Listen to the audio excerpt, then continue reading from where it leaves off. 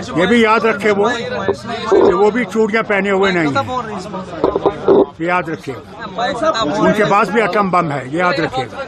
और अफसोस किया है कि वो एटम बम हमारे ऊपर ही गिरेगा। ये था कि जी उन लोगों ने भी चूड़ियां नहीं पहन रखी, यानी कि उनका इशारा पाकिस्तान की तरफ था कि पाकिस्तान ने भी चूड़ियां नहीं पहन रखी। अगर पाकिस्तान के ऊपर एलिगेशन लगाई गई या किसी किस्म की बात हुई तो उनका कहना ये था कि पाकिस्तान ने भी चूड़ियां नहीं पहन रखी। तो खैर वो ये बात यहाँ तक तो बात ठीक कह रहे हैं।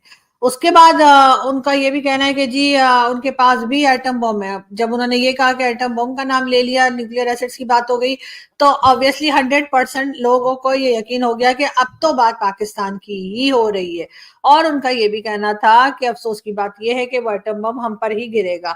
बहरहाल जाहिर है कि हम लोग एक दूसरे को ही धमकियां लगाया करते हैं, कभी भारत हमें और हम भारत को, बल्कि एटम बम की धमकी तो अक्सर हम ही लगाया करते हैं।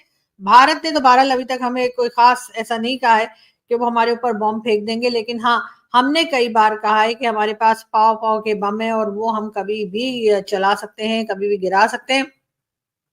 मगर ये जरूर है कि इस तरह का जो भी हादसा हो रहा है, जो इस तरह के इंसिडेंट्स होते हैं, जो आज हुआ पुंछ में, उसको बहुत सीरियसली दोनों कंट्रीज को लेना चाहिए। पाकिस्तान को भी देखना चाहिए कि अगर भारत इल्जाम लगा रहा है तो अपनी तरफ भी थोड़ा सा चेक कर ले। एकदम से इनकार कर देना और ये कहना कि जी यहाँ से नहीं है, मेरा ख्याल है सही नहीं होगा। और इसी तरह भारत को भी चाहिए कि हिंदुस्तान और पाकिस्तान दोनों मिलकर इस टेररिज्म का मुकाबला करें और इस तरह के लोगों को रोकें और इनका कोई ना कोई हल निकालें।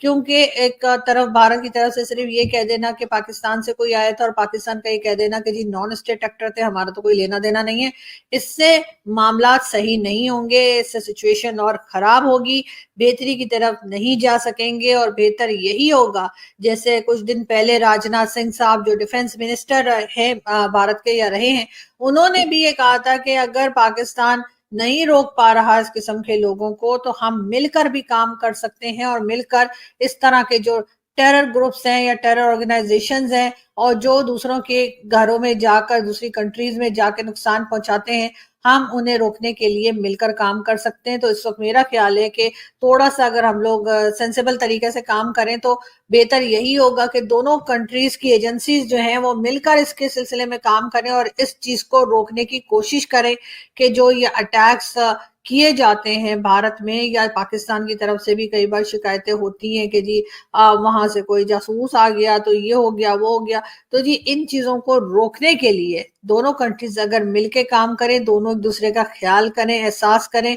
पाकिस्तान को थोड़ा ज्यादा करना चाहिए, इसलिए कि पाकिस्तान की तरफ से कई बार इस किस्म की हरकतें हो चुकी हैं, कई बार भारत को शिकायत हो गई है। तो अब हमें जो है हमारी तरफ रिस्पॉन्सिबिलिटी ज्यादा बन जाती है कि हम नॉन स्टेट एक्टर्स जो हम कहते हैं, जो कि असल में स्टेट एक्टर्स ही होते हैं, लेकिन खैर हम कह देते हैं कि जी नॉन स्टेट एक्टर थे, हमारा कोई लेना देना नहीं, लेकिन ये कि हमारा लेना देना है। अगर हमारे जमीन से कोई दूसरे कंट्री में जाके नुकसान करेगा तो उसके जिम्मेदार हम ही होंगे। तो हमें इस तरफ खास तौर पे काम करना पड़ेगा और बहुत सीरियसली काम करना पड़ेगा। अब पहले की तरह जी नॉन स्टेट एक्टर थे, हमें तो कुछ पता नहीं, वो कहने से काम नहीं चलेगा। तो यकीनन दोनों कंट्रीज अगर मिल बैठे और एक दूसरे की मदद करें और इस तरह से, इस तरह के लोग जो बार बार दोनों कंट्रीज के ताल्लुकात को, टर्म्स को मजीद खराब करते हैं और इस किस्म के अटैक्स करते हैं, उनको रोका जाए, उन्हें अरेस्ट किया जाए, उन्हें सजा दी जाए, तो ये दोनों के ही फायदे में होगी। और पाकिस्तान के लिए तो खास तौर पे इसका फायदा ही होगा, क्योंकि हम लोग जो है वो एफएटीएफ से भी बच पाएंगे। और एक जो मुसलसल पाकिस्तान के ऊपर नाम लग चुका है, लगाया जाता है और कहा जाता है कि जी हम टेरर फंडिंग कर रहे हैं या हम टेररिस्ट जो है उनको सपोर्ट कर रहे हैं, वो दाग हम अपने ऊपर से हटा पाएंगे। और ऐसा होना भी चाहिए और ये चीजें हमारे ऊपर से हटनी भी चाहिए, लेकिन उसके लिए हमें सीरियसली काम करना पड़ेगा। और सबसे बड़ी बात ये कि भारत को दुश्मन समझना, दुश्मन बोलना छोड़ दें, तभी ये चीजें जो है आगे बढ़ पाएंगी।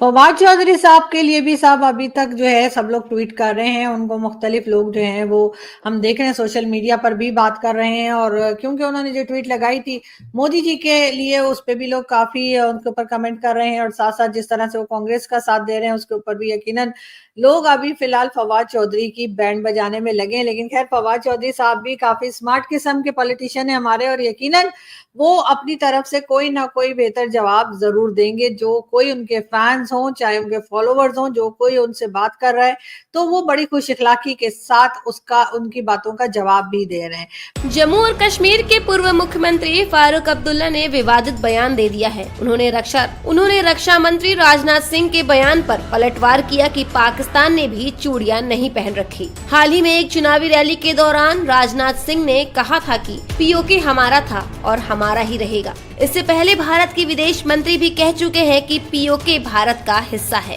रविवार को अब्दुल्ला ने कहा, अगर रक्षा मंत्री कह रहे हैं तो कहे, हम उन्हें रोकने वाले कौन होते हैं, लेकिन उन्हें ये याद रखना चाहिए कि पाकिस्तान ने भी चूड़ियां पहनकर नहीं रखी है। उनके पास एटम बम है और दुर्भाग्य से वो एटम बम हम पर गिरेगा। राजनाथ सिंह ने कहा कि भारत पाकिस्तान के कब्जे वाले कश्मीर यानी पीओके पर अपना दावा कभी नहीं छोड़ेगा, लेकिन इस पर बलपूर्वक कब्जा करने की आवश्यकता नहीं पड़ेगी, क्योंकि इसके लोग कश्मीर में विकास को देखने के बाद स्वयं इसका हिस्सा बनना चाहेंगे। राजनाथ सिंह ने पीटीआई के साथ एक विशेष साक्षात्कार में कहा कि जम्मू कश्मीर में जमीनी स्थिति में काफी सुधार हुआ है और ऐसा समय आ गया कि जब इस केंद्र शासित प्रदेश में AFSPA सशक्त बल विशेष शक्तियां अधिनियम की आवश्यकता नहीं रह जाएगी। हालांकि रक्षा मंत्री ने कहा कि यह विषय केंद्रीय गृह मंत्रालय के अधीन है और वह उपयुक्त निर्णय लेंगे। उन्होंने ये भी कहा कि जम्मू कश्मीर में चुनाव भी जरूर होंगे, लेकिन उन्होंने इसके लिए कोई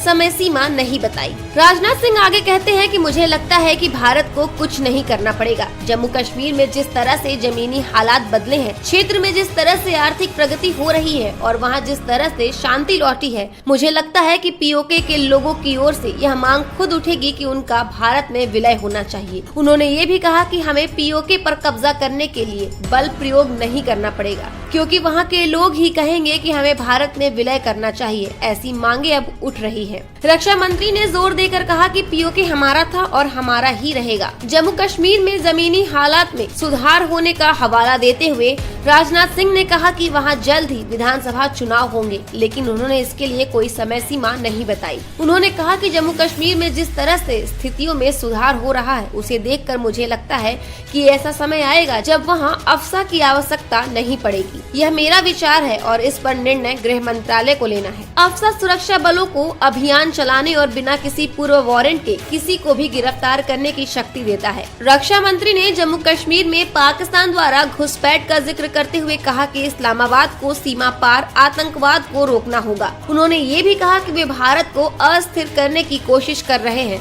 और हम ऐसा नहीं होने देंगे। राजनाथ सिंह ने इस बात पर भी जोर दिया कि भारत सीमा पार आतंकवाद से निपटने पर ध्यान केंद्रित करता रहेगा।